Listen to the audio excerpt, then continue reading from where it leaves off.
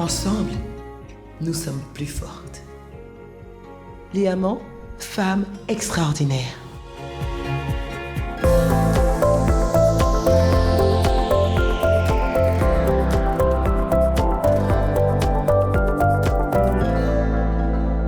Aimés les amants, femmes extraordinaires, femmes du monde entier, c'est avec beaucoup de plaisir que je vous retrouve ce soir pour notre rendez-vous spécial, notre très attendu, les amants, le cuillère.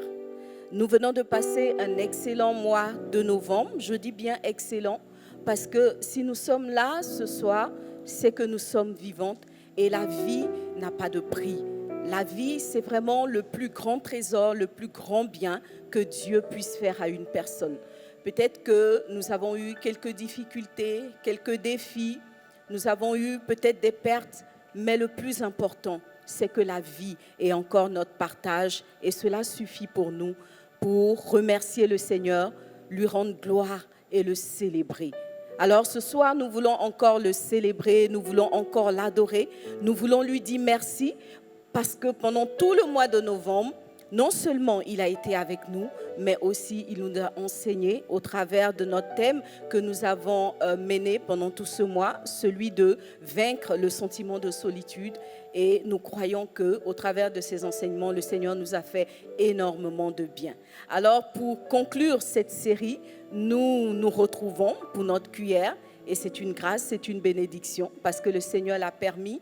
Et ce soir, nous avons, pour nous accompagner dans ce temps d'échange et de partage, ce temps que nous allons prendre pour répondre à chacune de vos préoccupations que vous avez exprimées sur les différentes plateformes.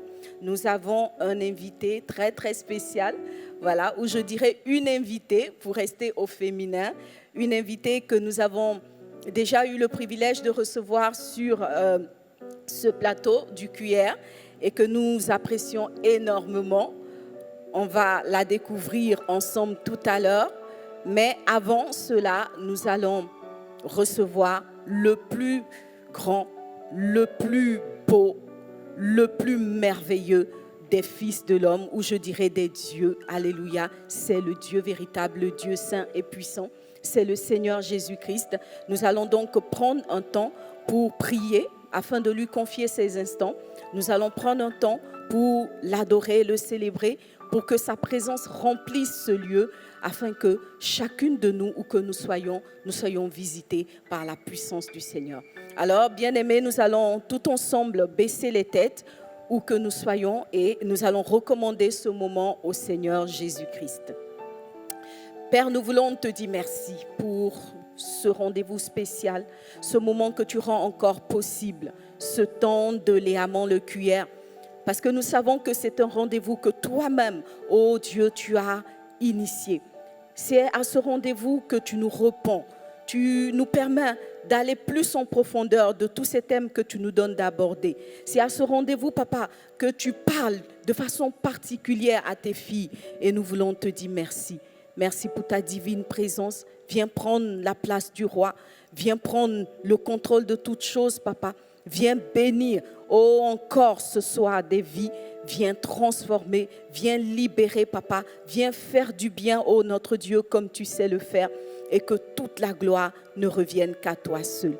Merci pour tout ce que tu fais, Père. Nous voulons maintenant, oh Dieu, élever la voix pour t'adorer avec l'équipe de louanges, Papa. Viens siéger au milieu de notre adoration et que, Seigneur Dieu, jusqu'aux extrémités de la terre, la gloire, Papa, ne revienne qu'à toi seul. Amen. Seigneur, ce jour encore, nous venons t'adorer. Nous venons bénir ta fidélité pour ce que tu as fait durant tout ce mois de novembre. Tu as restauré des vies, tu as délivré des personnes de la solitude. Et c'est une raison valable encore pour nous, en ce jour, de venir te bénir. De venir lever la voix et proclamer que tu es fidèle. Que tu es fidèle, que tu es fidèle.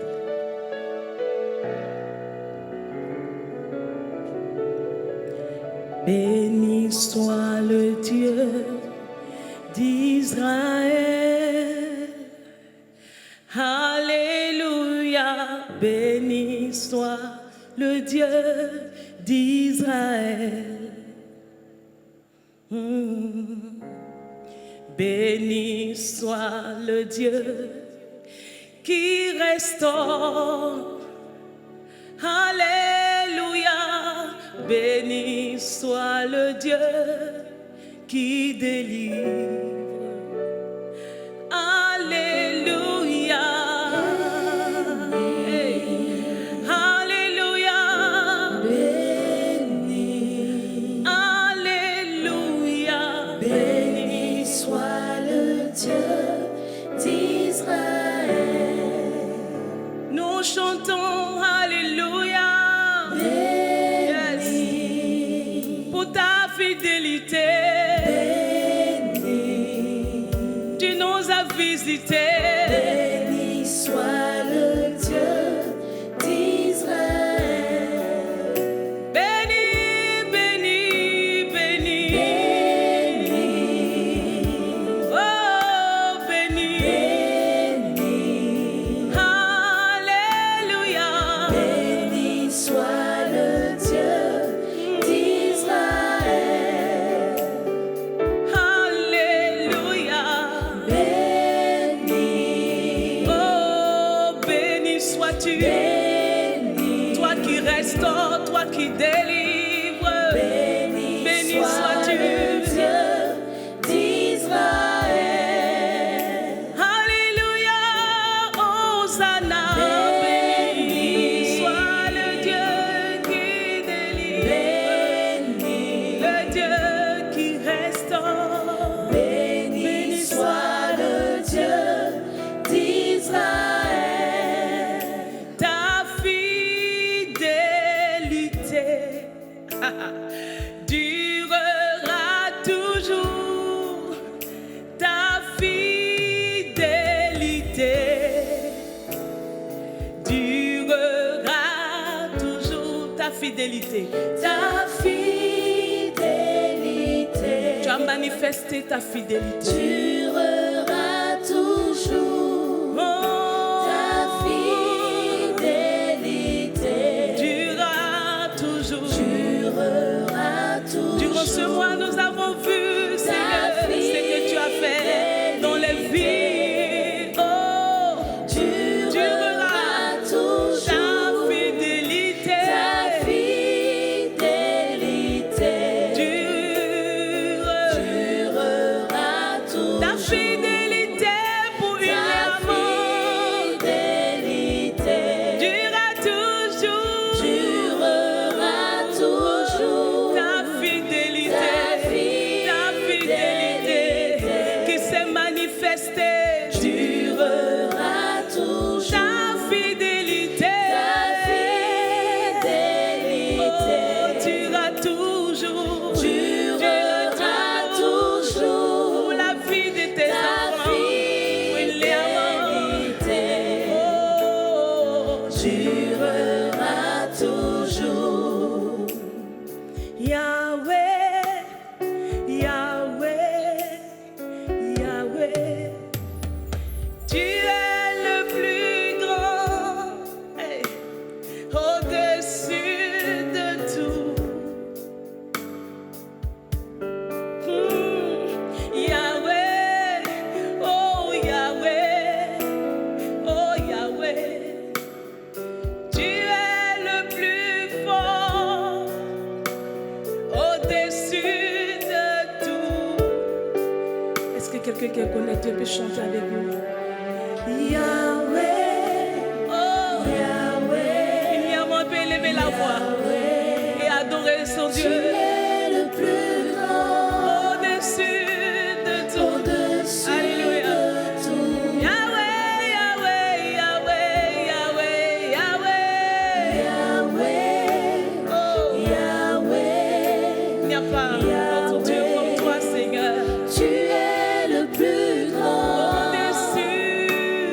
Au-dessus de tout. Yahweh, Yahweh, Yahweh, nous t'adorons. Yahweh, Tu Yahweh, mérites les hommages.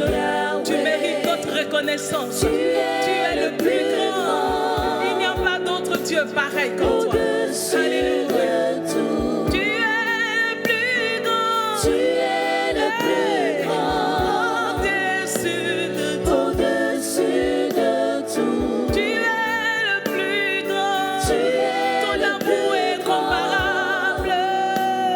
Au-dessus de tout. Tu es le plus grand. Tu es le plus grand. Au-dessus. Au-dessus de tout. Tu es le plus grand. Tu Tu es les le surpasses plus tous. grand. Tu les surpasses tous, Seigneur. Au-dessus de tout.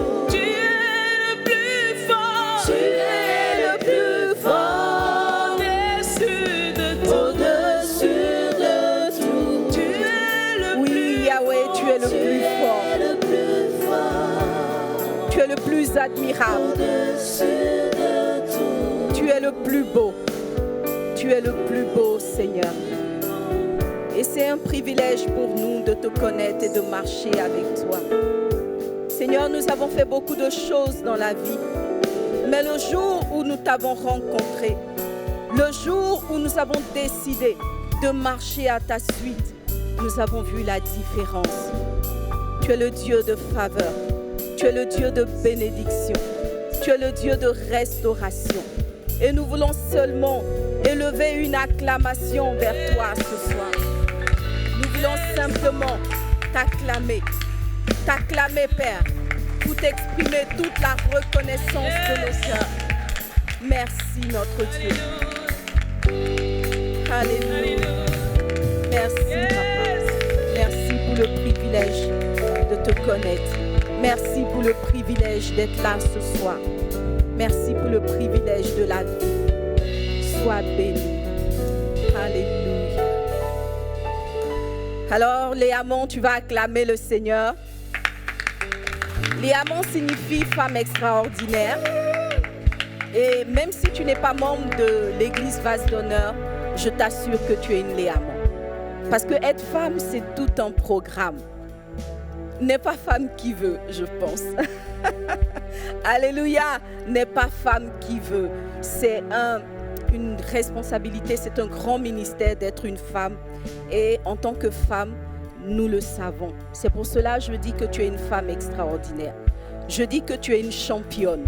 Je dis qu'il n'y a personne comme toi. Je dis que tu mérites toi aussi d'être reconnue et d'être acclamée pour ce que tu fais au quotidien.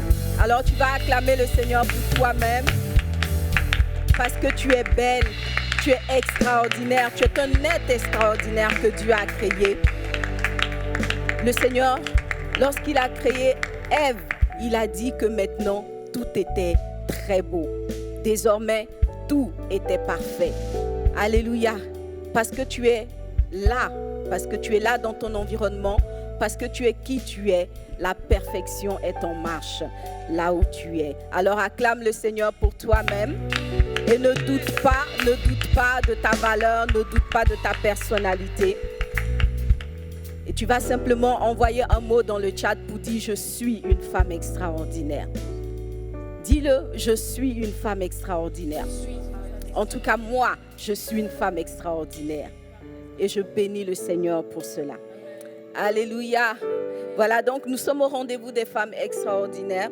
Et ce soir, nous pensons que le Seigneur va nous bonifier encore. Il va faire de nous des super extraordinaires. Alors, je te souhaite la bienvenue, comme je le disais tout à l'heure. Tu vas aussi souhaiter la bienvenue à une sœur qui est en ligne. Je souhaite la bienvenue à toutes les sœurs qui sont là dans la salle avec nous. Que Dieu vous bénisse abondamment. Je bénis le Seigneur pour toutes les équipes techniques, toutes les sœurs, tous les frères qui se sont déplacés ce soir pour être derrière les caméras, derrière les consoles, derrière les instruments, derrière tout le management de ce temps, de cette émission. Je bénis le Seigneur pour chacune de vos vies, que sa grâce surabonde en vous et que sa bénédiction demeure votre partage. Alléluia. Voilà, donc c'est parti. Nous allons parler ce soir encore plus en profondeur de comment vaincre le sentiment de solitude, je suis convaincue que depuis 4 semaines que nous avons commencé ce thème, beaucoup de choses ont changé dans la vie de plusieurs personnes parce que nous avons reçu de nombreux témoignages et nous croyons qu'aujourd'hui encore, le Seigneur va mettre le sceau à la perfection parce que nous avons comme invité une spécialiste. Voilà, une spécialiste qui va nous permettre d'aller encore plus en profondeur dans ce thème. Et cette spécialiste, elle est mariée, elle est mère de 2 enfants, elle est psychiatre au service d'addictologie et de l'hygiène mentale à l'INSP d'Adjamé, Abidjan, en Côte d'Ivoire. Elle, c'est le docteur Goli Lydie, épouse Kouakou. Je voudrais qu'on acclame le Seigneur pour notre invité. Bonsoir, docteur Goli. Bonsoir, pasteur Liliane Sanogo. Ça me fait vraiment plaisir de vous retrouver sur ce plateau de Léamant en prière, le QR. Plaisir partagé, pasteur. En tout cas, soyez la bienvenue. Je crois que nous allons passer un excellent moment.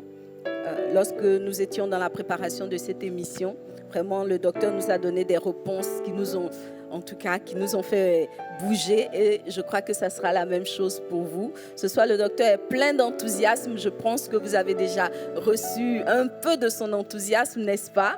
Et nous allons continuer dans cette lancée. C'est donc parti pour Léamant le QR. Ce soir, nous allons définitivement sortir de la solitude.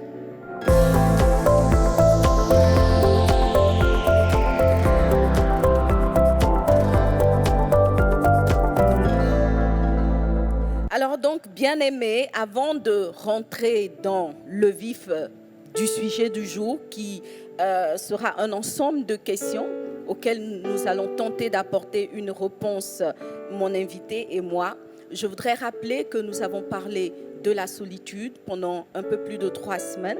Nous avons expliqué que la solitude est un fait de société, est quelque chose qui se retrouve plus souvent qu'on ne le pense dans la vie des gens. Et nous avons également reconnu que c'est un fait qui n'est pas nouveau dans la mesure où, dès le Jardin d'Éden, la solitude a été identifiée comme un problème par Dieu lui-même. Et cela nous a montré que c'est quelque chose qui est là depuis un moment. Mais lorsque Dieu a identifié la solitude d'Adam, il n'a pas simplement constaté le problème, mais il a apporté une solution. Et nous avons pu voir que Dieu nous présentait une méthodologie claire, une méthodologie efficace qui, lorsqu'elle est appliquée, nous permet de sortir de la solitude de façon définitive. Cette méthodologie a été appliquée dans la vie de Adam et plus jamais, en tout cas dans la Bible, il n'a été question de Adam qui fut seul. Alors toi aussi, tu ne seras plus jamais seul si tu es à l'écoute de l'Esprit, si tu appliques les nombreux conseils qui ont été donnés et si tu acceptes de devenir, comme Dieu le désire, une personne sociale qui a le cœur ouvert et les bras tendus en direction des autres. Alors nous allons donc partir pour la première question. Avant d'y aller, je voudrais rappeler également que nous avons souligné qu'il y a plusieurs types de solitude, notamment la solitude sociale et la solitude affective. On a expliqué aussi les causes qui sont à l'origine de ces différents types de solitude et évidemment, on a donné des pistes de solutions. Ce soir, nous allons donc aller à la rencontre de vos questions. Elles sont nombreuses, mais nous allons tenter d'y répondre entièrement. Donc, on va essayer d'aller vite. Alors, les sœurs, restez vraiment très, très attentives parce qu'il y a des bonnes choses qui seront dites, mais elles pourraient être dites très vite, mais nous restons connectés pour ne rien manquer. Alors, docteur Goli, je vais y aller avec la première question. C'est une question, c'est vrai, qui parle de Dieu parce que la personne évoque sa relation avec Dieu, mais je pense que la spécialiste que vous êtes pourrait nous donner une réponse. Alors, je lis la question. Elle dit « Je sers Dieu dans une communauté chrétienne depuis plus de 10 ans, mais jusqu'à présent, je ne suis pas mariée. Après le travail et l'église, je me sens profondément seule. J'ai écouté les enseignements, appliqué les conseils, mais rien. Que dois-je faire pour ne plus sentir ce vide, cette profonde solitude dans mon âme? Merci, pasteur. C'est une très grande question. C'est une jeune dame qui est irréprochable aux yeux de Dieu, qui se met à son service et qui attend en retour de combler le vide qui se trouve dans sa vie. Il serait intéressant pour elle qu'elle se marie.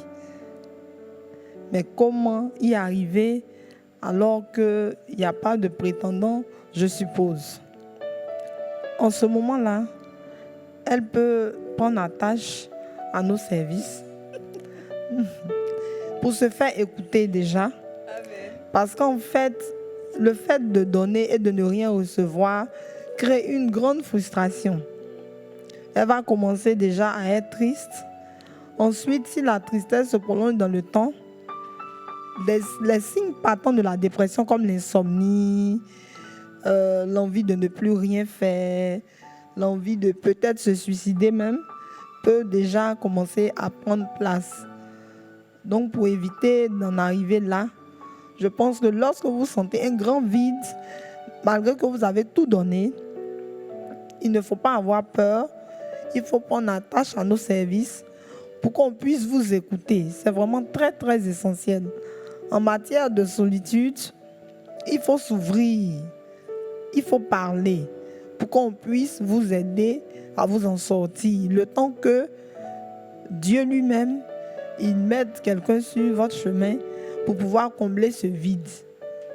Voilà ce que j'ai à apporter comme réponse. Merci, docteur. Alors, bien-aimées sœurs, je voudrais, à la suite de docteur Goli, rebondir sur cette question, sur la question que tu nous as posée. Alors, je suis vraiment surprise que ce soit la première question. C'est une ironie parce que, effectivement, c'est vraiment ce que Adam a vécu dans le jardin. Donc, on dirait que, on pourrait dire que c'est la première... comment dire ça? C'est le premier niveau de solitude, en fait. C'est le premier type de solitude auquel une personne a été confrontée, c'est-à-dire Adam. Alors, qu'est-ce qui se passe? La personne a une communauté, elle a des personnes autour d'elle, elle a de l'activité, aussi bien professionnelle que sociale ou je dirais associative. Mais au bout de tout ça, il y a une solitude qui est là et qui est ressentie dans l'âme. Et c'était le cas de Adam. Adam s'est senti seul. Et qu'est-ce que Dieu a fait? Dieu a fait venir vers lui les animaux, comme la parole de Dieu le dit. Et comme souvent Pasteur Sanogo nous l'a expliqué, les animaux sont l'image en fait de tout cet environnement social que Dieu met en place autour de nous, de toutes les personnes qui vont graviter autour de nous. Et après avoir nommé, après avoir été en relation avec toute cette population d'animaux, entre guillemets, la solitude d'Adam n'a pas été totalement comblée. Et c'est ce que tu ressens, ma sœur. Alors, à partir de ce moment-là, on n'est plus en face d'une solitude sociale parce qu'il y a du monde, il y a de l'activité sociale, mais le vide est là. Et c'est donc là où on va commencer à parler de solitude affective. Solitude affective parce qu'au fond, ce que tu recherches, ce n'est plus des personnes autour de toi, c'est plus des amis, c'est plus forcément des relations lambda, mais ici, il y a la recherche, voilà, comme le docteur l'a dit, d'un être qui sera un peu plus proche, notamment le conjoint. Alors donc, à ce niveau-là, il faut déjà réaliser, voilà, il faut mettre le doigt de façon précise sur le besoin et réaliser que tu es vraiment là au carrefour du mariage. Tu as besoin d'une personne avec qui partager ta vie, tu as besoin d'entrer dans une relation amoureuse et cela en fait va nécessiter une autre étape dans la méthodologie pour vaincre la solitude. Et on en a parlé. Alors il faut dire que l'amour, c'est vrai, souvent les femmes attendent que l'amour leur tombe dessus. On a parlé, je pense que toutes, on a parlé avec nos amis ou on a vu dans les films ou dans les livres, l'amour coup de foudre, l'amour qui apparaît vraiment tout à coup soudain brusquement, au moment où on s'y attend le moins. C'est vrai, ce type d'amour existe, mais je pense que dans la majorité des cas, l'amour se provoque. Alors ma sœur, si tu as besoin d'amour, si tu as besoin d'entrer dans une relation conjugale, alors je dirais que tu dois passer à la vitesse supérieure. Fais passer la vitesse, passe à la vitesse 4, 5 ou 6 et puis va à la recherche de l'être aimé en appliquant toutes les recettes, toutes les méthodologies dont on a parlé. Voilà, donc il faut prendre conscience de son besoin et il faut se mettre à la quête de l'être aimé en appliquant les méthodes pour pouvoir être remarqué et pouvoir provoquer l'amour. Voilà, donc je vais m'arrêter là pour cette question. La deuxième question nous vient également d'une sœur. Voilà, elle dit...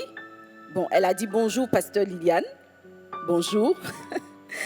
J'ai une préoccupation et je veux profiter de cette émission pour avoir des éclaircies. Je fais partie d'un groupe d'amis de longue date et toutes mes amies se sont mariées. À chaque fois, j'ai ressenti un sentiment de jalousie, de tristesse, de trahison. Je ne sais pas vraiment comment le décrire, mais à chaque fois, j'avais l'impression qu'on m'arrachait mon ami à mon affection. Alors, j'ai manqué d'enthousiasme à chaque fois dans l'organisation.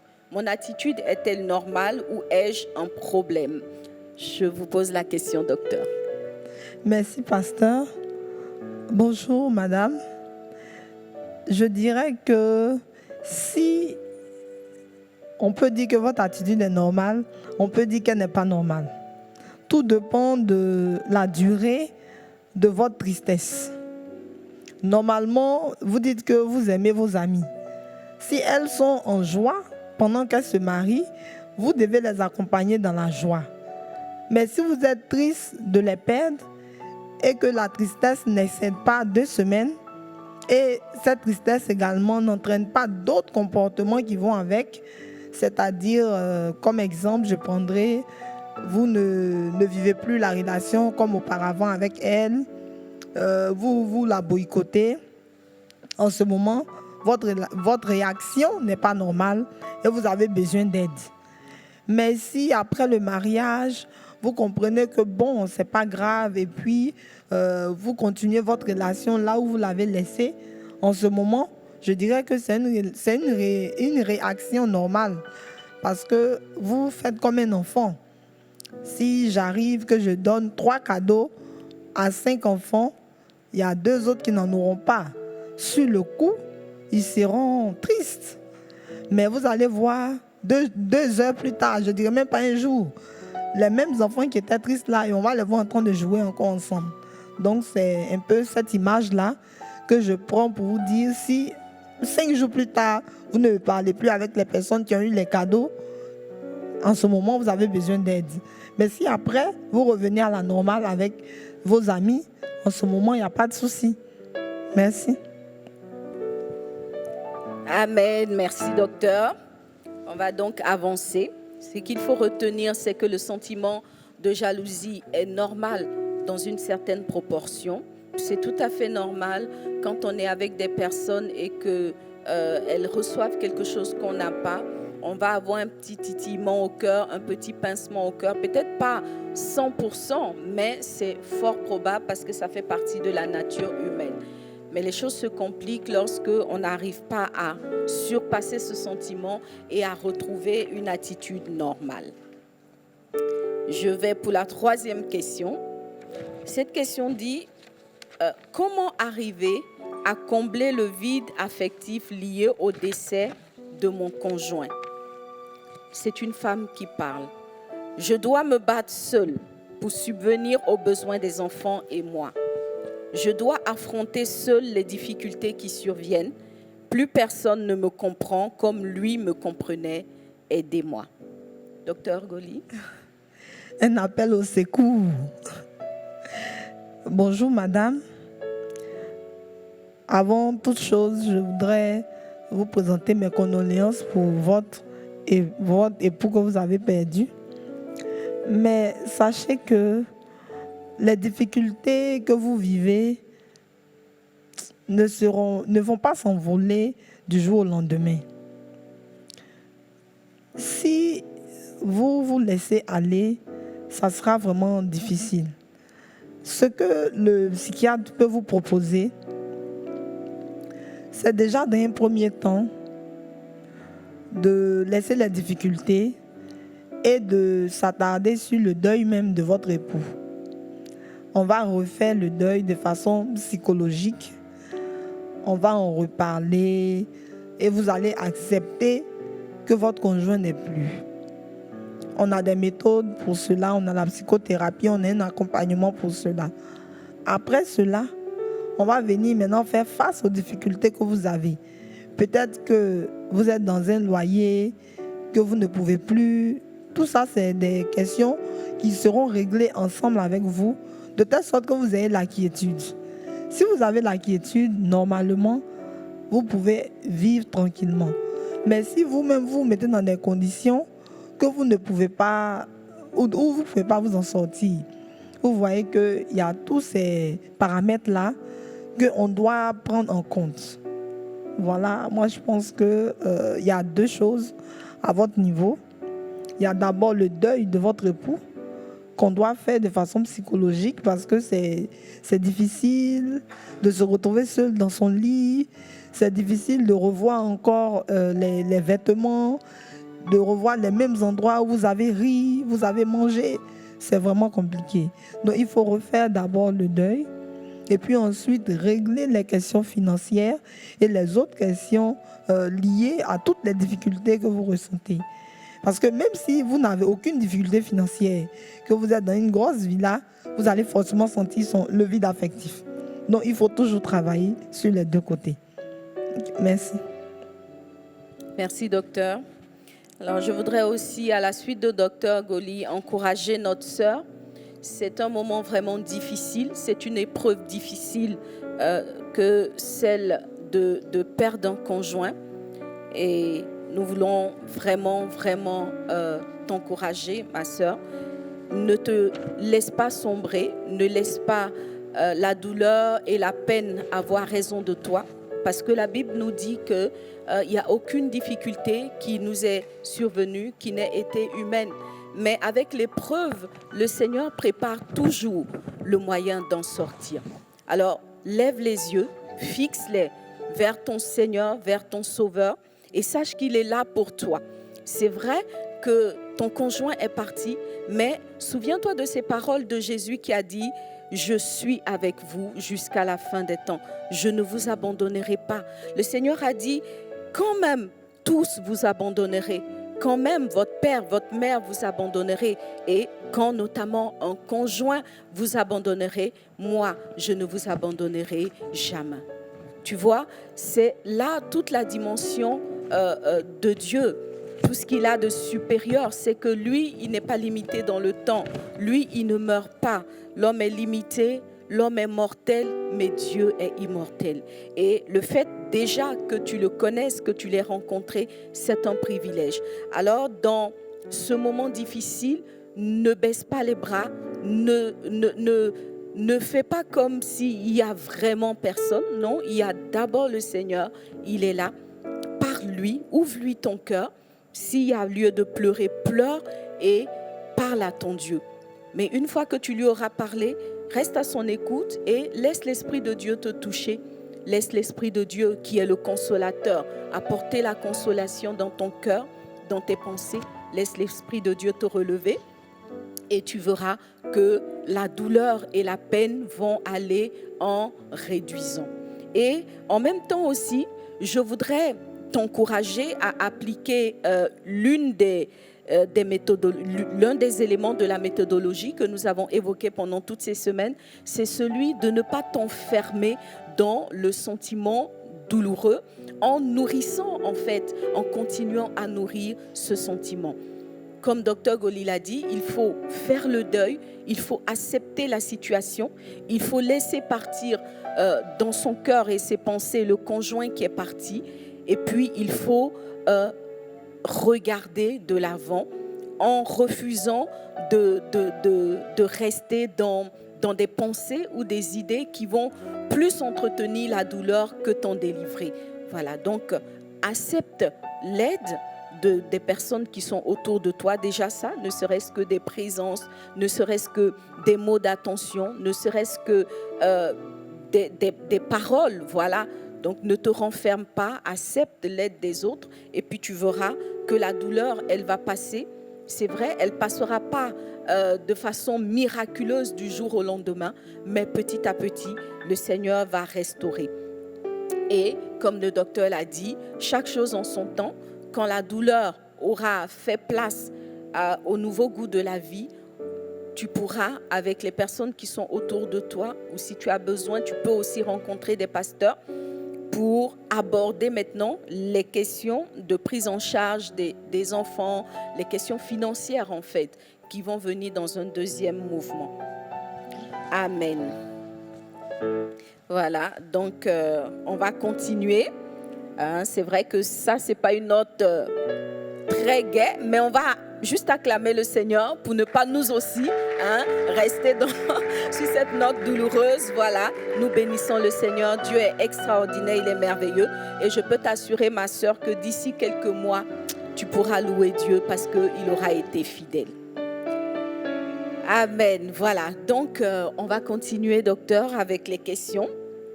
La question suivante, elle est encore posée par une femme, ce qui est normal, c'est notre moment.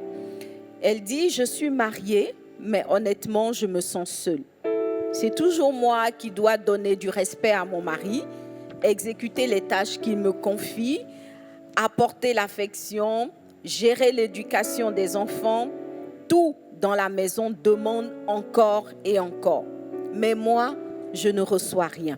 Pas d'encouragement, pas de reconnaissance, pas d'amour, pas de mots gentils de la part de mon mari. Il ne cherche pas à savoir comment je vais, ce que je ressens, mes rêves, rien. J'ai l'impression d'être prise au piège et je me demande ce que je dois faire pour sortir de ce tourbillon qui risque de m'emporter. Waouh, quel tourbillon. Ouais. Effectivement, je confirme, c'est vraiment un tourbillon parce que c'est ce que la dame ressent qui est difficile. Madame, c'est la signification que vous donnez à tout ce qui se passe dans votre maison qui est en train de vous emporter dans le tourbillon. Je vais m'exprimer, je vais vous parler directement. Ce même tourbillon-là, si vous donnez la définition que ce tourbillon n'est pas un tourbillon, mais c'est un jardin d'Éden, je vous assure que les mêmes personnes avec les mêmes comportements, ça sera un jardin d'Éden. Il suffit juste de le penser et cela arrive. C'est une thérapie, on appelle ça la thérapie cognitivo-comportementale. C'est une étape qu'on utilise dans ce qu'on appelle les psychothérapies. Lorsque vous souffrez comme ça, vous venez, on en parle et puis on vous montre comment changer de comportement avec les mêmes personnes et les mêmes actes que les mêmes personnes posent. C'est-à-dire, la dame doit simplement accepter son mari et son entourage tel qu'il est. Mais c'est la signification qu'elle apporte qui doit changer. Au lieu de tourbillon, elle peut appeler ça mon joli monde. Ou bien elle peut appeler ça mon petit cœur. Malgré qu'il ne dit pas je t'aime, il ne dit rien. Mais elle, c'est son cœur, c'est son cœur. Mon cœur, là, c'est comme ça, il est où? C'est à vous d'accepter ce que vous avez devant vous et de considérer que c'est du miel. Si vous êtes en train de boire de l'eau, que vous dites que c'est du miel, ça sera du miel. C'est ce que vous décidez qui s'applique à vous. Donc, j'ai développé un peu la thérapie elle-même. Ce que vous avez de tourbillon, dites que ce n'est plus un tourbillon, dites que c'est mon monde à moi, essayez de changer de connotation. Mais si vous n'arrivez pas toute seule, je vous attends à mon bureau. Merci. Voilà, donc ma sœur, je partage effectivement l'avis de Dr Goli. Tout est question de la façon dont on voit les choses. Et dans cette situation, effectivement, tu gagnerais beaucoup à voir les choses différemment. Et je voudrais encourager toutes les sœurs qui sont dans un tel chemin à regarder différemment, n'est-ce pas? Regarder les circonstances de façon différente, regarder le quotidien de façon différente. Et puis, effectivement, quelque chose va se passer. Mais c'est vrai qu'il faut renommer les choses, il faut essayer de les voir positivement, mais n'empêche qu'il y a des situations que nous vivons qui ne doivent pas non plus entrer dans le déni, en fait. Voilà. Donc, effectivement, beaucoup de femmes, bien que mariées, se sentent seules dans le foyer parce que le mari ne manifeste pas beaucoup d'intérêt, parce que la charge du foyer n'est pas toujours facile à porter. Des fois, on n'a pas spécialement été préparé pour autant de responsabilités et ça peut peser lourd. Je le reconnais, voilà, parce que beaucoup de femmes le vivent. Je pense que même si ce n'est pas de façon permanente, il arrive que chacune de nous, nous retrouvions dans ce chemin-là. Alors, de façon pratique, moi, je voudrais donner un conseil à toutes les femmes qui se trouvent dans cette situation. C'est une situation qui est réelle. Et je pense que dans à peu près 60% des couples, on va se retrouver dans ce chemin-là. Pourquoi? Parce que déjà, quand on est marié depuis un certain nombre de mois, voire d'années, la vie de couple va sombrer dans une sorte de routine, voilà, de routine qui, ma foi, va finir par devenir lourde à porter. Alors, qu'est-ce qu'il faut faire face à cela? Des fois, il se trouve que le conjoint et soi, on n'a pas les mêmes aspirations, on n'a pas les mêmes hobbies, on n'a pas les mêmes activités et tout. Et finalement, on va avoir des clans qui vont se constituer dans la maison. Chacun va avoir son monde à lui. Et c'est justement ces murailles qui s'élèvent entre les membres, je dirais les deux partenaires, qu'il faut réussir à briser. Alors, comment briser ce mur d'éloignement? Comment briser ce mur de séparation? Ma sœur, c'est de cela que je vais te parler maintenant. Quand tu commences à te sentir seule dans ton foyer, tu dois prendre le taureau par les cornes. En mettant Adam avec Ève ou Ève avec Adam, le Seigneur avait un objectif, c'était celui justement de gommer, d'effacer, de vaincre la solitude que Adam ressentait. Donc, il n'est pas question qu'une fois marié, on accepte que la solitude revienne s'installer dans notre couple. Mais la solitude est sournoise et la solitude, je dirais, est un peu, comment je dis ça, persévérante. Elle attend toujours le moment de pouvoir s'infiltrer. Voyez? Alors, quand on se retrouve face à cette situation, il faut décider qu'elle ne s'installera pas. Il faut décider qu'elle ne prendra pas le pas sur notre vie. Alors, il faut passer à l'action. Alors, en tant que femme, comment est-ce que je passe à l'action dans une telle situation? Il faut mener des actions de rapprochement. Mon conjoint s'éloigne, je vais identifier qu'est-ce qui fait que mon conjoint s'éloigne. Est-ce que c'est parce que nous n'avons pas les mêmes activités? Est-ce que c'est parce que nous n'aimons pas les mêmes choses? Alors, je vais chercher à voir qu'est-ce que mon conjoint aime. C'est vrai que la sœur, elle a dit, c'est toujours elle qui doit. Mais au fond, il faut bien qu'il y ait quelqu'un qui paye le prix. Voilà, il faut bien qu'il y ait quelqu'un qui paye le prix. Et la parole de Dieu dit, la femme sage est celle qui bâtit sa maison. J'ai cherché, je n'ai pas trouvé le verset qui disait que l'homme sage bâtit sa maison. Pour dire que l'équilibre de la maison, l'équilibre du foyer va dépendre en grande partie de l'investissement de la femme. Alors, si ton foyer te tient à cœur, va vers ton mari, observe-le et regarde ce qu'il aime et essaye d'entrer un tant soit peu dans son monde. S'il aime le football, ne persiste pas à dire j'aime pas le foot, j'aime pas le foot. S'il aime la pêche, ne persiste pas à dire j'aime pas l'odeur du poisson, j'aime pas l'odeur du poisson. Voilà, en fonction de ce que ton mari aime, entre dedans. Et moi, je disais, j'ai donné des conseils à des sœurs comme ça pour dire que si ton mari aime le foot, fais tout pour connaître au moins le nom de 3 joueurs de foot célèbres. Tu vois, au moins 3.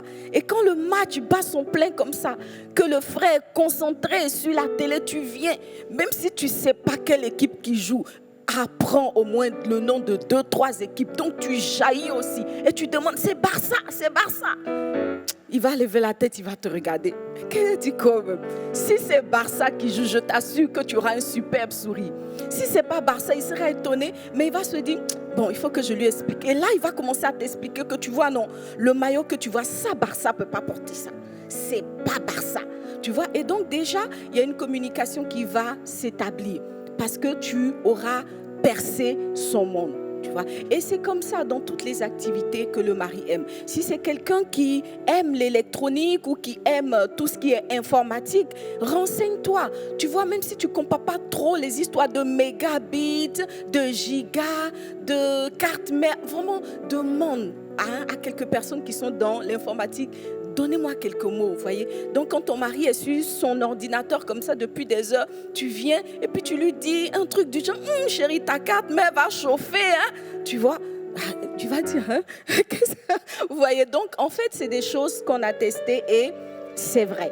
Ça fait que bon, le mari va sourire, il va commencer à s'intéresser et de fil en aiguille, tu pourras aussi lui partager des choses qui te concernent et tout. Le plus important, c'est de ne pas entériner la distance qui se crée, mais d'essayer plutôt de la combler par le fait justement d'entrer dans le monde de son conjoint. Alléluia. Voilà, donc il ne faut pas se laisser faire, il faut aller chercher le conjoint là où il est, il faut aller le chercher dans sa caverne. Et puis bon, en tant que femme, nous aussi, on peut initier des choses, vous voyez. Si tu as envie que ton conjoint t'invite au restaurant, n'attends pas que ça vienne toujours de lui, parce que des fois aussi, on est trop attentiste. En tant que femme, on attend que ce soit le mari qui fasse ci, qui décide ça. C'est vrai, il ne faut pas trop en faire, parce qu'effectivement aussi, il y a l'autre extrême qui va venir agacer le mari, parce qu'on est toujours celle qui prend les devants. Mais de temps en temps, on peut être celle qui propose une sortie au restaurant, on peut être celle qui propose de visualiser un film, on peut être celle qui peut dire ah oui, j'ai découvert une superbe série sur je sais pas moi Netflix ou je sais pas quoi. Voilà, donc on peut et on doit créer le rapprochement dans le couple et surtout comme docteur l'a dit, ne pas prendre tous les bagages, les problèmes sur sa tête comme une fatalité, mais se dire que on a la responsabilité, on est la Ève que Dieu a fait rentrer dans le foyer pour briser la solitude. Alors on va mener notre action jusqu'au bout, on ne se laissera pas vaincre. Que Dieu nous bénisse les sœurs. J'espère que jusque-là, nous avons pu apporter des éléments de réponse à vos interrogations. Nous partons avec la question 5 qui dit « Comment faire lorsque mon conjoint m'impose sa solitude? Il n'aime pas rester en ma compagnie et préfère celle de ses amis et de ses frères à la mienne. » Je pense que c'est une rallonge, une continuité de la première question. Docteur? Effectivement, c'est à peu près les mêmes réponses. Mais je vais profiter pour parler un peu de l'estime de soi. Il faut dire que la majeure partie de tous ceux qui sont en train de tout le temps réclamer la présence d'un être à côté, qui vivent dans la solitude, ont sûrement un problème au niveau de l'estime de soi. Comment cela se fait? Si vous vous aimez suffisamment, vous mettez rapidement en place un planning pour pouvoir combler le vide.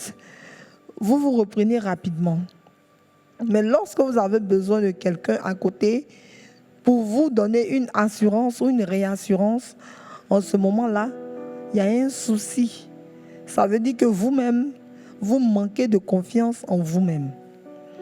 Je veux bondir là-dessus pour dire que il faut prendre conscience de cela. Et il y a beaucoup de personnes qui ne savent pas qu'elles manquent de confiance en elles ou qu'elles ne s'aiment pas suffisamment.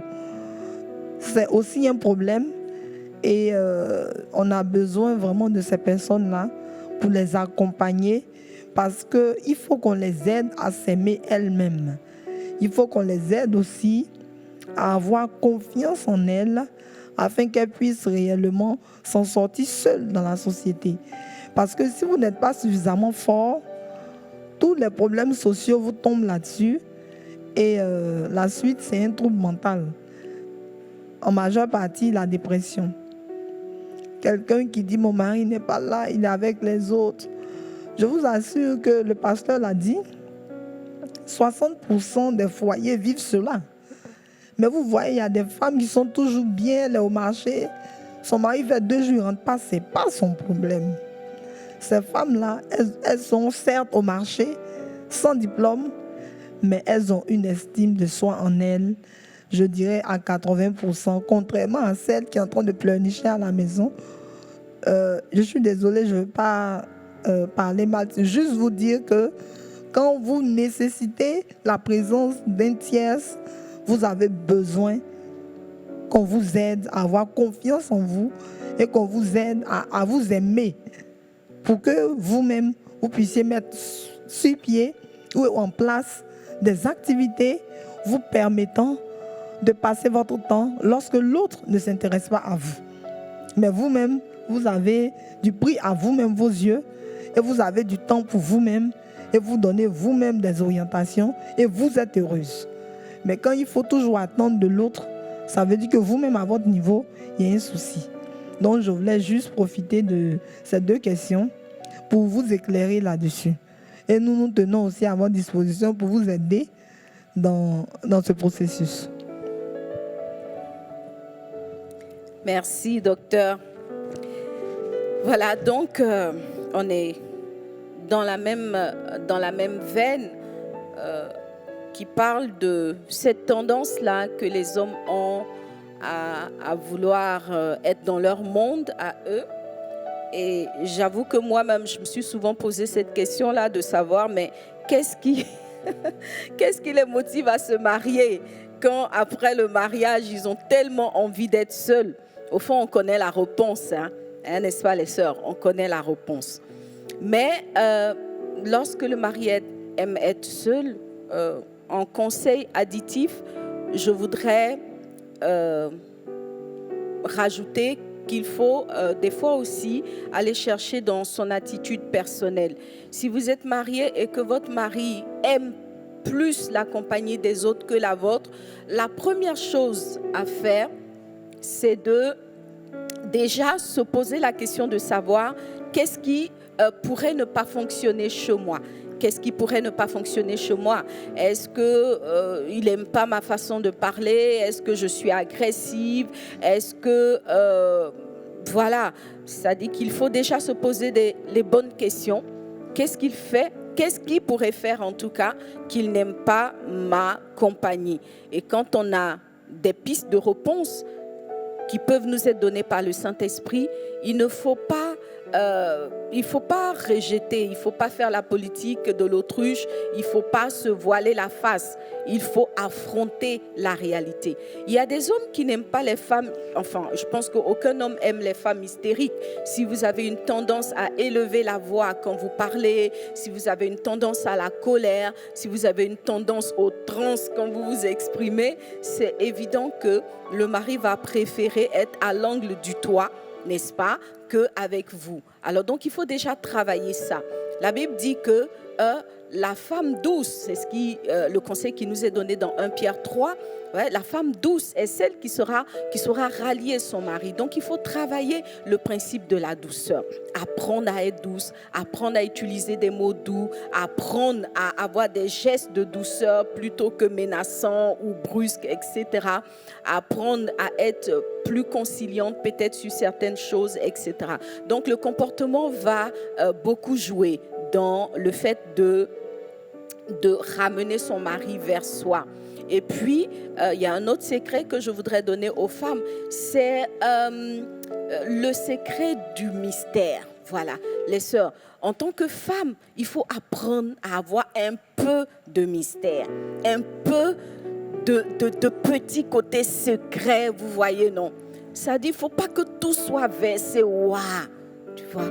Il y a des sœurs vraiment, il y a, bon, je ne veux pas le dire à l'écran, mais il y a des sœurs qui abusent, vous voyez. Même ce que le mari ne doit pas voir, il voit, les sœurs. Ça là, ça casse le mystère, ça casse quelque chose, tu vois, non? Donc, si tu es de celles qui n'ont pas de petits côtés mystérieux, tout est versé, il faut ramasser un peu les choses et puis commencer à couvrir un peu certaines choses, tu vois. Il ne faut pas que tout soit devant lui, tout soit fait devant lui. Il faut qu'il se pose des questions sur toi, tu vois. C'est vrai, on dit que c'est la transparence et tout, mais bon, voilà, il faut être transparente jusqu'à là où il faut. Et puis bon, un peu d'opacité, ça ne fait pas de mal. Voilà, donc quand il aura besoin d'avoir des réponses sur ce qu'il ne sait pas, tu vas voir qu'il va revenir vers toi. Voilà. Donc entretenons un peu de côté mystérieux. Voilà. Bon, je ne vais pas le dire. Je ne vais pas le dire. Je ne sais pas, j'ai envie de le dire. Bon, les sœurs, dites à tous les frères de fermer leurs yeux, fermer leurs oreilles. Hein? Les sœurs, écoutez les sœurs, il y a un truc, par exemple. Il y a des sœurs là, moi j'ai eu des témoignages de mes sœurs et tout. Même quand elles sont indisposées, la serviette hygiénique là, elles vont la mettre devant le conjoint. Ma sœur, quand tu as fait ça là, après, ne sois pas étonnée que le gars il préfère ses amis, tu vois. Donc il y a des choses vraiment, il faut revoir ton mode de fonctionnement. Tu vois, non. Il faut avoir des petits secrets. Tu vois, et puis des fois, toi-même, crée le petit mystère. Genre, quelqu'un t'a appelé, il veut comprendre, mais tu ne le laisses pas trop comprendre de quoi il s'agit. Tu vois, non. En tout cas, on se comprend. Hein. Développe un peu de mystère. La partie où tu sors et puis tu laisses un petit mot pour dire, bon, j'arrive. Tu es où, il ne sait pas. Tu viens quand, il ne sait pas. Voilà. Si tu fais ça 2 fois, 3 fois, tu vas voir que il va commencer à te chercher dans ton téléphone.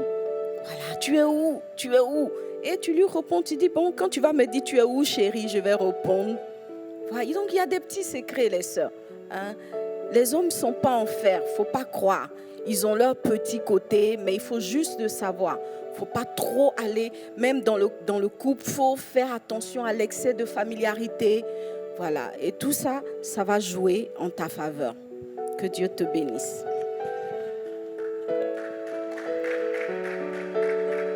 Nous allons lire la prochaine question. Pasteur Liliane, comment rallier mon mari à moi dans le combat pour l'enfantement?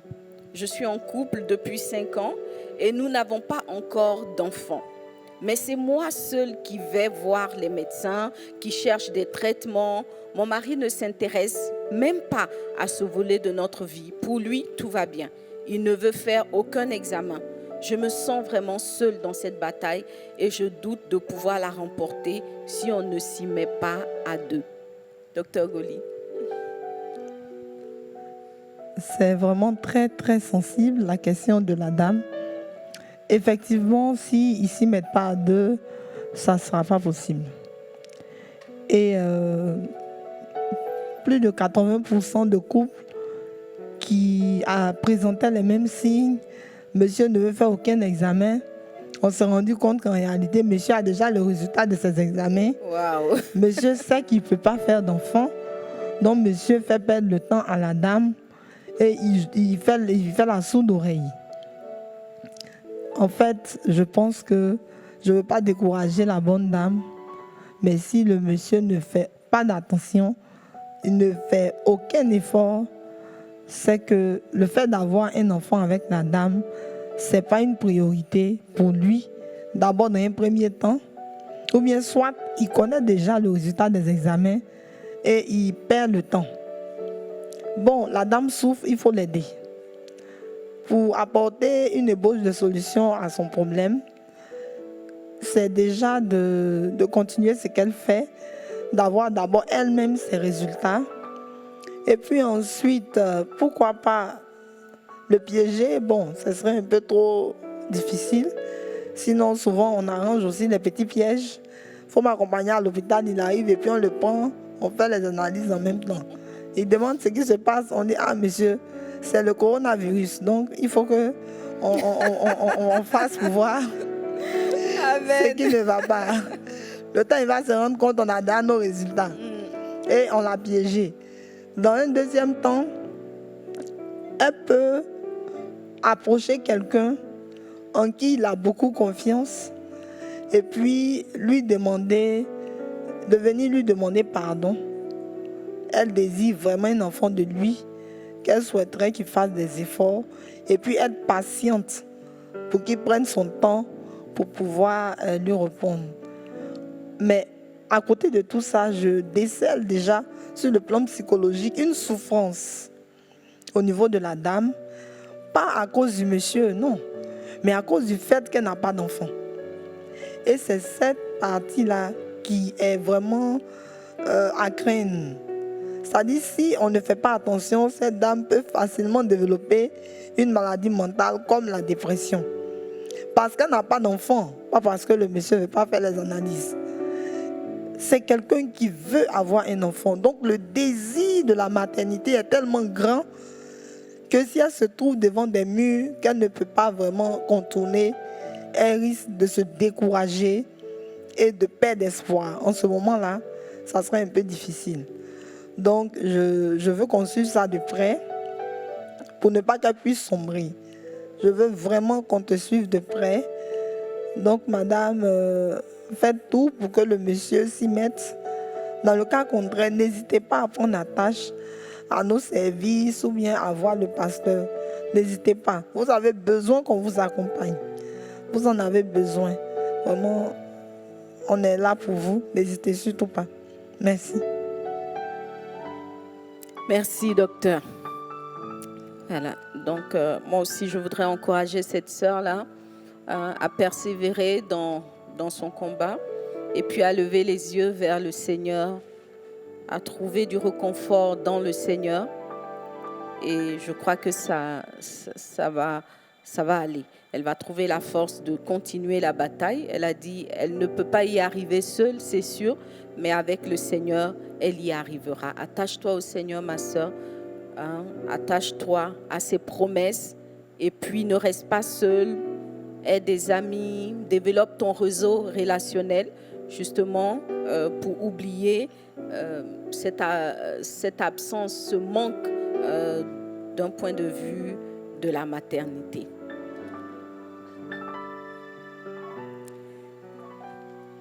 Bien-aimés, nous continuons avec toutes ces belles questions, ces questions très, très édifiantes que nous avons reçues. Alors là, je vais lire la question d'une épouse de pasteur qui nous a adressée. Elle dit « Je suis épouse de pasteur. À cause du travail de mon mari dans le ministère, assistance, encadrement des âmes, déplacements, etc., je me retrouve très souvent seule. Quand je lui parle de ce que je ressens, il me dit qu'il est un don pour le peuple. Au début, j'avais très mal parce que je voyais que je ne comptais pas pour lui. Au fil des années, je me suis résignée et j'ai peur qu'à la longue, nous soyons de parfaits étrangers l'un pour l'autre. Que faire ? Alors, je vais répondre à cette question et si Dr Golive, elle pourra rebondir. Alors donc, la question de la solitude des épouses de pasteurs est effectivement une question fréquente, récurrente, parce que il se trouve que souvent, quand le couple s'est rencontré, il n'était pas forcément question de pastoral. Et c'est au fur et à mesure du cheminement que l'homme est devenu pasteur. Et dans un premier temps, la femme va se sentir un peu exclue de cet appel-là, parce qu'effectivement, l'appel pastoral n'est pas un appel collectif. Voilà. Et quand le mari commence à vivre le ministère, la femme va tout de suite sentir un grand vide. Un grand vide. Pourquoi ? Parce que contrairement à beaucoup d'autres activités professionnelles, le ministère pastoral est un ministère qui est très prenant et il fonctionne presque 24 sur 24, je voudrais dire, il absorbe presque à 100% le pasteur. Voilà. Et quand on y prend garde, effectivement, il va y avoir un vide qui va se créer entre les conjoints parce que le mari, justement, sera toujours en train de faire ministère, comme on dit. Alors, la première chose que je voudrais conseiller à cette femme, c'est vraiment de mettre la chose en prière pour pouvoir faire entendre raison au mari. Parce qu'il faut d'abord que ça passe par la discussion.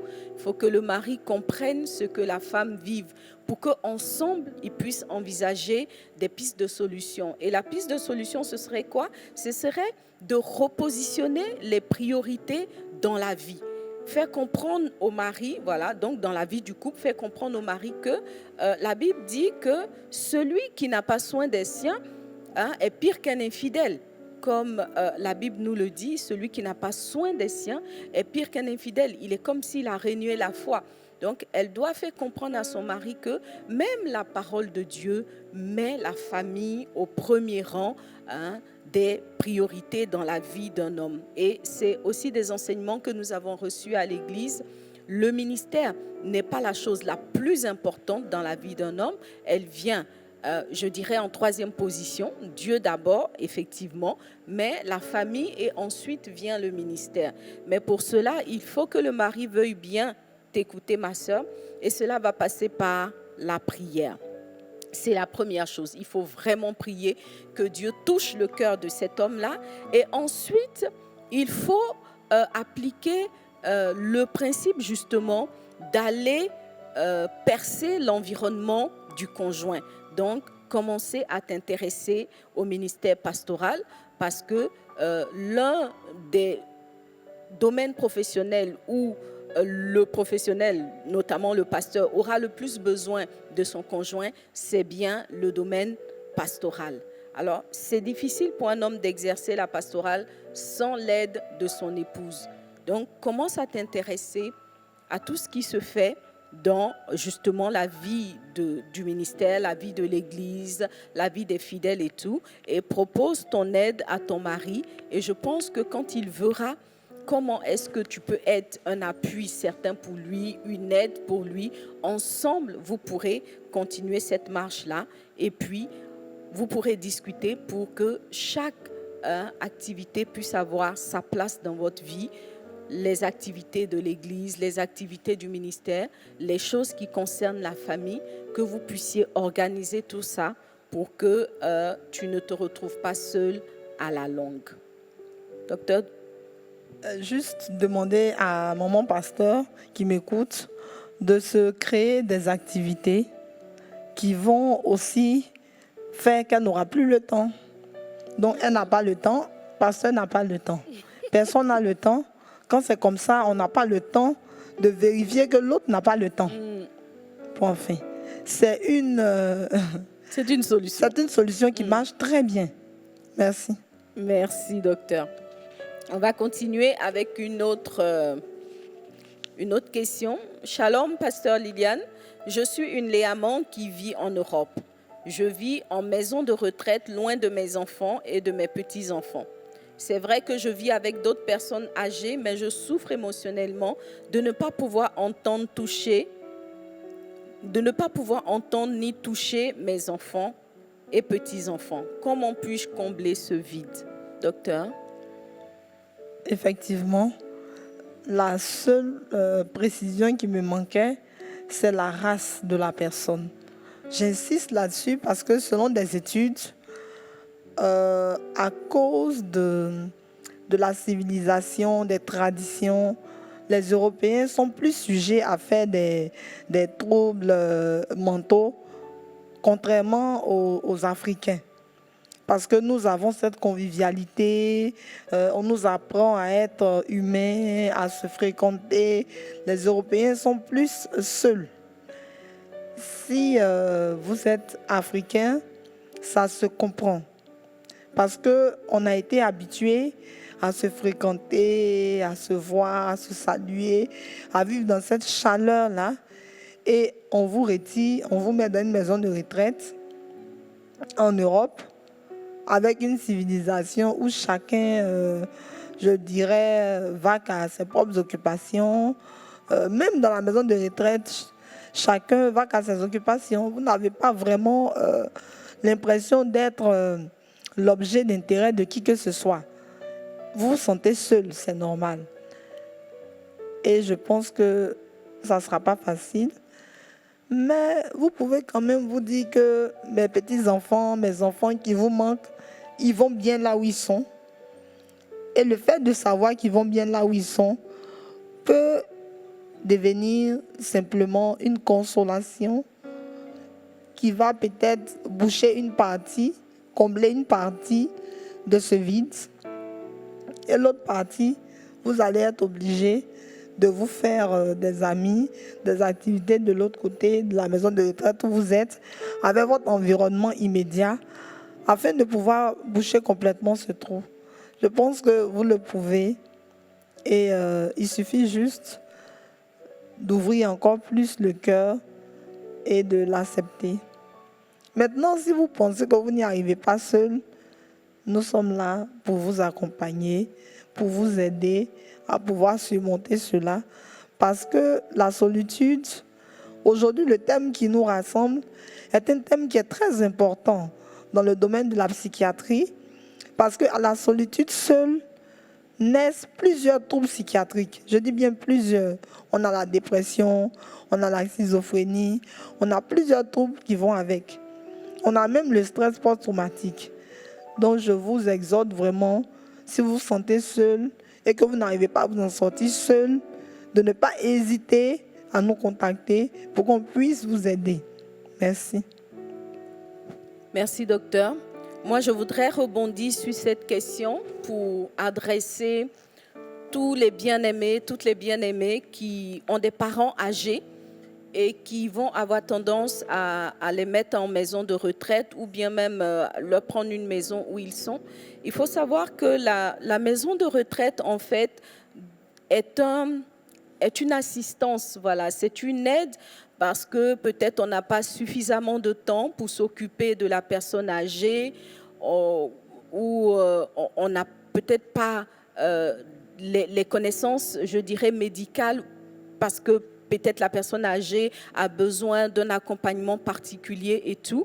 Il faut savoir qu'en fait, ça vient être quelque chose qui va suppléer une certaine défaillance, mais ça ne devrait pas être un instrument d'abandon.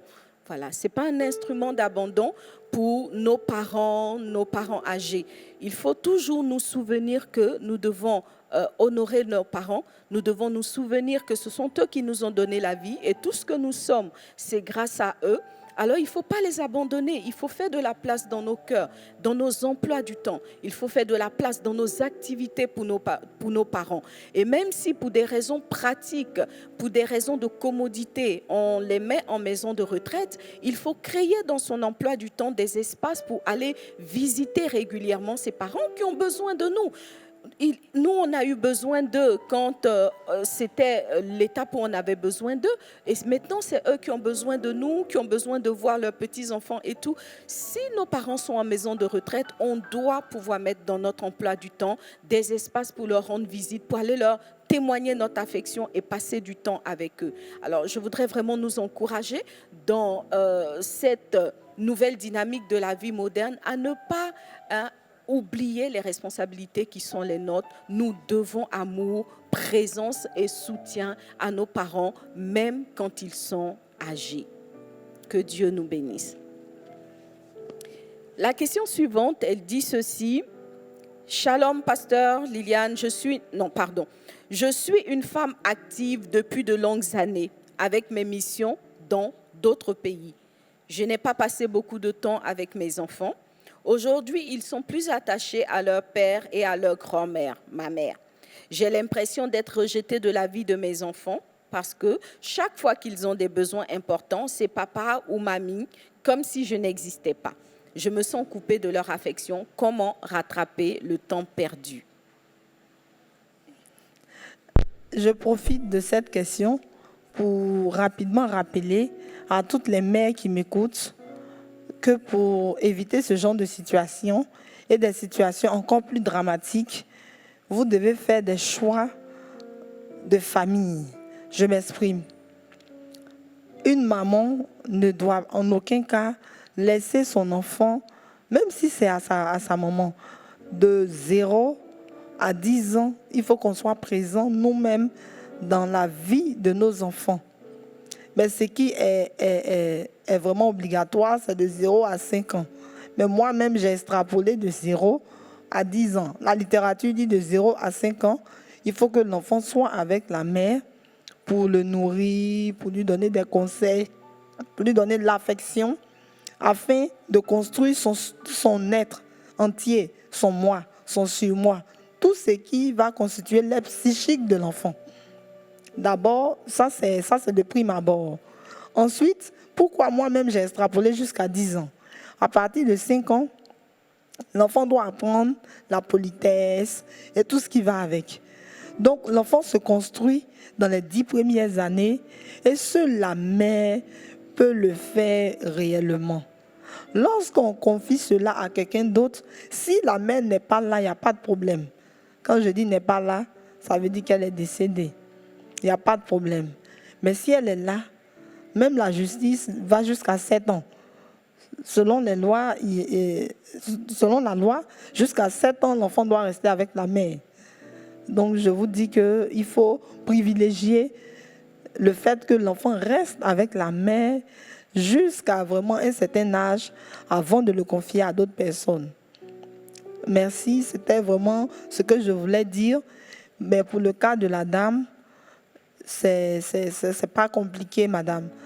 Vous allez simplement créer votre propre environnement. Vous considérez que vous avez eu vos enfants, vous les avez laissés, vous êtes revenus et qu'ils ont peut-être 18 ans ou bien 19 ans ou bien 15 ans. Votre enfant a 15 ans, vous faites les activités de 15 ans avec lui. Ne cherchez pas à ce qu'il vous intègre comme maman. Soyez la tante du coin. Vous venez d'arriver. Faites un peu. Ils vont vous prendre comme une tante. Et peut-être un jour, ils vont vous appeler maman réellement du fond du cœur. Sinon, les mamans de maintenant, là, je ne crois pas que ce soit de vraies mamans. Laissez-les vous apprécier tel que vous êtes. Donnez-leur le temps de vous connaître, de vous aimer. Et vous allez voir que ça sera plus facile. Si vous voulez tout de suite là, qu'on crie maman, maman, maman, ce n'est pas possible. Et ça sera ironique et hypocrite. Mais laissez-les vous appeler comme ils veulent, comme ils sentent. Laissez-leur le temps d'apprécier la bonne personne que vous êtes. Ne vous découragez pas. Prenez tout ce qui vient d'eux. Au fur et à mesure, ils vont sentir que vous êtes indispensable pour eux. Je vous assure qu'en ce moment-là, vous serez comblés. Merci. Nous allons directement à la question suivante qui dit « Pasteur, quand ta solitude est due à tes erreurs, comment faire pour la vaincre? J'ai blessé mes proches par mes attitudes et plusieurs refusent de me pardonner. » Voilà, donc je vais répondre à cette question. On en a parlé pendant l'enseignement. On a expliqué qu'une des causes de la solitude peut effectivement être notre attitude personnelle. Voilà, notre façon de parler, notre façon de réagir et beaucoup de choses que nous pouvons dire ou faire qui vont éloigner les autres de nous. Et quand c'est comme ça et qu'on a pris conscience, il faut réconcilier les choses. C'est-à-dire qu'il faut aller vers les personnes qui ont été blessées, leur demander pardon, s'excuser, demander pardon et promettre que les choses seront différentes désormais. Et il faut, dès lors, aborder une nouvelle façon d'être, se présenter différemment, parler différemment, être une nouvelle personne que les autres vont apprendre à découvrir. Et puis, nous pensons que par la grâce de Dieu, la confiance va être établie et les autres pourront à nouveau graviter autour de toi. La prochaine question, nous essayons d'aller vite parce que le temps joue contre nous. La solitude due à la maladie. Voilà, donc il y a une personne qui dit qu'elle est hospitalisée depuis plusieurs semaines, sa mobilité est réduite et elle se sent abandonnée. Que faire? Comment sortir de ce sentiment de solitude? Docteur? Ok. À l'hôpital, la mobilité étant réduite, franchement, il n'y a pas 32 solutions. Hein. Il faut absolument un suivi psychiatrique parce qu'il y a trop de problèmes. Déjà, à l'hôpital, ça veut dire maladie. Ensuite, mobilité réduite. C'est trop lourd pour une personne. Elle ne pourra pas supporter. Il faut des personnes spécialisées comme nous pour l'accompagner. D'abord, un travail sera fait au niveau de la maladie. C'est quel type de maladie? Il faut qu'elle accepte d'abord la maladie. Ensuite, l'état d'immobilité, c'est encore un autre état. C'est encore grave. Il faut qu'elle accepte qu'elle est immobile. Il y a trop d'acceptation difficile à faire avant d'arriver même au moment de la solitude. Il y a trop de choses à faire. Il y a trop de choses à faire et pour cette personne-là spécialement, il faut un accompagnement psychologique. Il le faut. Merci. Merci, docteur. Voilà, donc, bien-aimé, si tu sens que tu as besoin d'être accompagné, n'hésite pas à demander un accompagnement. Mais moi, ce que je voudrais rajouter, c'est le fait que dans l'enseignement, on a quand même expliqué qu'il y a des moments où la solitude, d'une certaine façon, s'impose, voilà. Soit parce qu'on a des choses à faire, ou soit parce que les circonstances l'imposent. Mais ça va être une solitude qui sera réduite dans le temps. Voyez. Et donc, selon ce que moi je comprends de cette question, c'est que ce n'est pas une maladie chronique, c'est juste un temps d'hospitalisation. Il faut, dans de tels moments, prendre du temps justement pour entrer en soi-même. C'est des moments, c'est vrai que la maladie n'est pas souhaitable, mais des fois, quand on est malade, des fois Dieu peut permettre même qu'on soit malade pour nous permettre même nous-mêmes de faire le point sur notre vie, le point sur notre situation, etc. Donc il y a des moments où la solitude est souhaitable.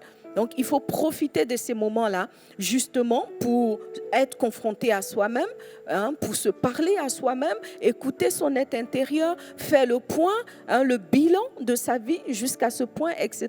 Donc, il ne faut pas constamment non plus fuir la solitude. La solitude peut être une thérapie, la solitude peut être une solution à des moments bien précis. Et on l'a dit, quand elle est limitée dans le temps, on peut en tirer des effets bénéfiques. Donc, je voudrais encourager cette personne-là, malade à l'hôpital, hospitalisé, ne cherche pas, mangez pas des invitations à aller en boîte de nuit ou au cinéma. C'est le moment de chercher Dieu, de prier, de lire la Bible ou de lire d'autres ouvrages, etc. Voilà, et je crois que par la grâce de Dieu, la guérison, le temps de la guérison viendra et tu pourras retrouver des activités normales. Que Dieu te bénisse. Dernière question, c'est la dernière question sur notre fiche de questions. C'est un professionnel qui pose une question. Je suis auditeur interne dans une entreprise et mon travail consiste à m'assurer que les procédures données par la direction sont appliquées. Depuis que j'ai commencé, tous les employés ne m'aiment pas. Je suis exclue des repas entre collègues et quand j'arrive, tout le monde se tait. Je suis seule et rejetée et j'ai du mal à supporter cette atmosphère. Que faire pour être accepté des autres? Docteur Goli. Excusez-moi, ça me fait un peu rire. Pour être accepté des autres, il faut leur montrer simplement que vous faites votre travail et rien de plus. À la récréation, même si on ne vous convie pas au repas, venez vous asseoir avec eux. Ils ne vont quand même pas vous chasser. Vous leur montrez que vous faites votre travail, vous ne vous découragez pas. Et je pense qu'avec le temps, ils vont comprendre. Si c'était eux-mêmes qui étaient à votre place, ils auraient peut-être fait la même chose. Je pense que ce n'est pas un problème. Merci. Merci, docteur. Je voudrais rappeler encore une fois que la solitude n'est pas une fatalité. Voilà, c'est un état qui va venir frapper à notre porte pour toutes les raisons que nous avons évoquées dans l'enseignement. Donc, d'une certaine façon, la solitude est toujours tapie dans l'ombre, prête à frapper.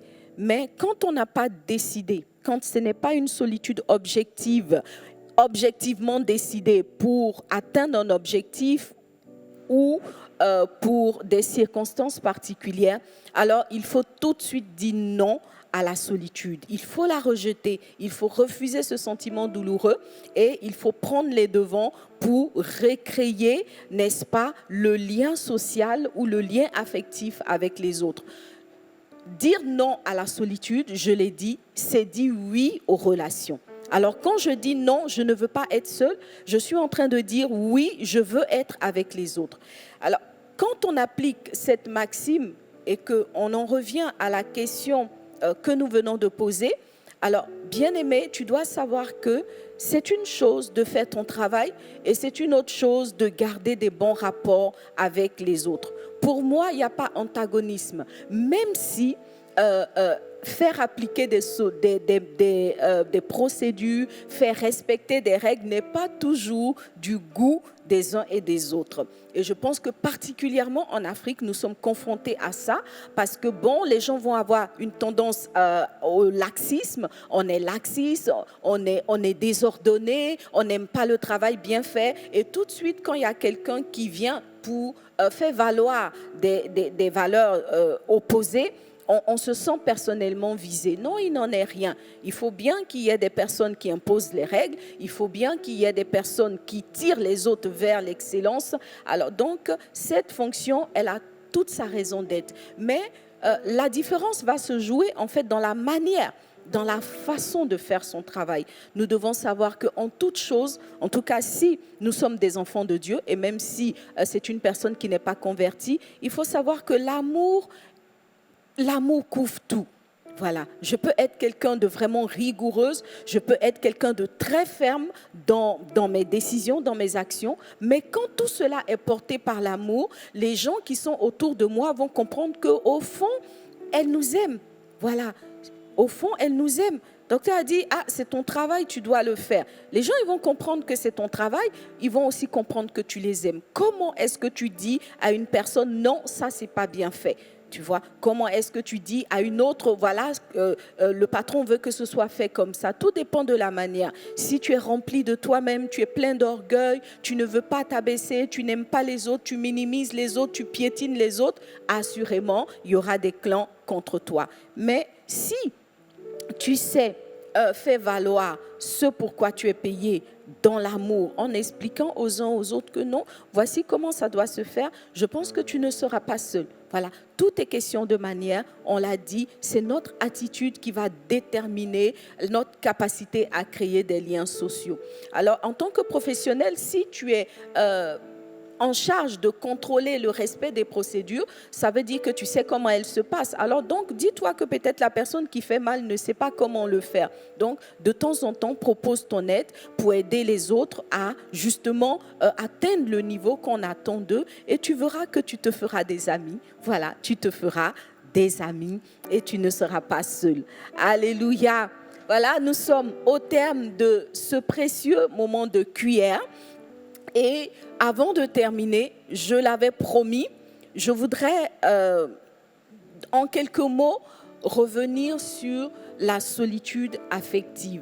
Alors la solitude affective, on l'a dit, c'est l'état de quelqu'un qui n'est pas dans une relation affective engagée.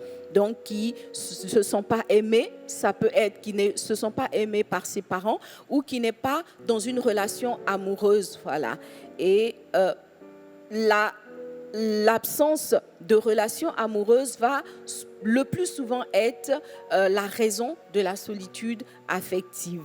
Alors, avant de terminer cette émission, je voudrais rappeler à toutes les sœurs qui ne sont pas encore mariées et qui aspirent au mariage ou qui aspirent après une vie amoureuse, une relation amoureuse, je voudrais vous dire qu'il faut d'abord prendre le temps d'apprécier la situation dans laquelle vous êtes. Je pense qu'en écoutant ce QR, vous avez entendu plusieurs questions relatives aux personnes mariées pour dire que le mariage ne comble pas toujours la solitude. Voyez. Donc, il ne faut pas croire que parce que je suis seule, le mariage sera la réponse. Non, pas forcément. Ce dont tu as besoin, c'est d'amis sûrs. d'amis certains. Alors assure-toi d'abord d'avoir des amis. Parce que si tu es seul avant le mariage, même quand tu auras rencontré l'être aimé, il y a beaucoup de chances que tu sois seul dans le mariage, que tu continues en fait à être seul. Parce que au fond, cela révèle que quelque part, tu ne sais pas tisser des relations, tu ne sais pas être ensemble avec les autres, tu ne sais pas créer le ensemble. Alors, applique-toi à créer le ensemble, à créer ton tissu de relationnel avant de trouver la relation amoureuse. Et c'est ce que Dieu a voulu pour Adam, lorsque il lui a envoyé les animaux à nommer avant de faire venir Ève. C'est vrai, au bout du compte, il y aura toujours ce vide affectif, mais il sera plus facile à combler quand tu auras appris à vivre avec les autres avant de trouver le conjoint. Il y a beaucoup de bénéfices à être seule, ma sœur. Tu vois, quand tu quittes le travail, tu peux arriver à la maison et être tranquille. Tu as envie de dormir, tu vas dormir. Tu as envie de regarder ton film, tu vas regarder ton film. Tu as envie de prier, tu vas prier. Personne va venir te compter fleurette pour dire fais ceci, fais cela, fais ceci et tout. Tu vois, donc c'est pas toujours mauvais d'être seul. Quand on est seul, on peut développer des projets. Tu peux écrire un livre, tu peux développer un talent, etc. Tant que tu n'auras pas forcément quand tu auras une relation amoureuse, parce que la relation amoureuse aussi, c'est un entretien. C'est un investissement de temps, c'est un investissement de ressources. Alors, il faut être prête, tu vois. Donc, il ne faut pas forcément vouloir remplacer l'un par l'autre parce que ce n'est pas toujours la solution. Alléluia. Quelqu'un dit Amen. Donc, je ne dis pas de rester célibataire, je dis simplement apprécie ton état de célibataire. Parce que même moi qui te parle, je t'assure, il y a des jours quand je quitte l'église, je monte dans ma voiture, je me dis, oh, si je pouvais retrouver une maison où il n'y a personne. Pas d'enfant pour dire maman ceci, maman cela. Pas de mari pour me demander. Bon, je dis ça doucement. Alléluia. Voilà, donc non, franchement, il y a des moments où être seul, c'est chic un peu quand même, les sœurs. Hein? Voilà, donc la solitude peut être une décision. Voilà. Être solitaire, on peut le décider. C'est vrai que la solitude en tant que telle, ce n'est pas bien, mais ne fuyons pas toujours la solitude. La solitude a des côtés positifs quand c'est une solitude objective qui va nous emmener à atteindre des objectifs, qui va nous emmener aussi à nous reposer, n'est-ce pas? Voilà, des fois on a besoin de calme, on a besoin d'être seul pour se retrouver avec soi-même, pour reposer un peu son corps, son esprit et tout ça. Et puis, après tout ça, on se remet en marche pour bâtir des relations sereines, des relations solides sur la base de toutes les réponses qui ont été données et de tous les conseils qui ont été donnés pendant tout le mois de novembre. Que Dieu nous bénisse abondamment. Docteur Goli, un dernier mot de la fin. Merci. Je voudrais porter à la connaissance de toutes que le fait de se sentir seul n'est pas un crime.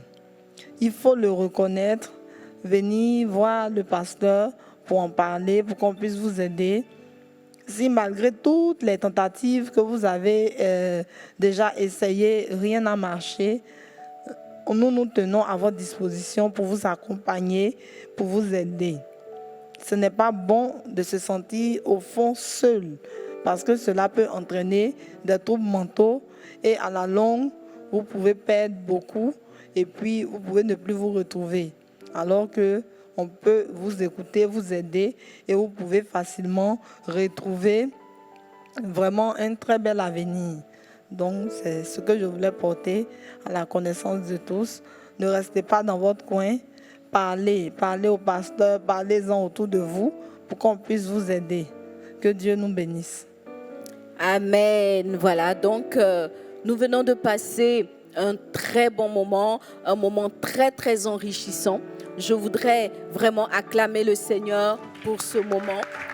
Nous voulons acclamer Dieu pour toutes ces bonnes réponses que nous avons reçues. Et je voudrais nous encourager à mettre en pratique tout ce qui a été dit, je le répète, nous sommes heureux si nous savons ces choses, pourvu que nous les mettions en pratique. Alors ensemble, nous allons chanter ce cantique qui dit « Nous sommes un dans un lien d'amour en guise de revoir ». Je vous dis au revoir.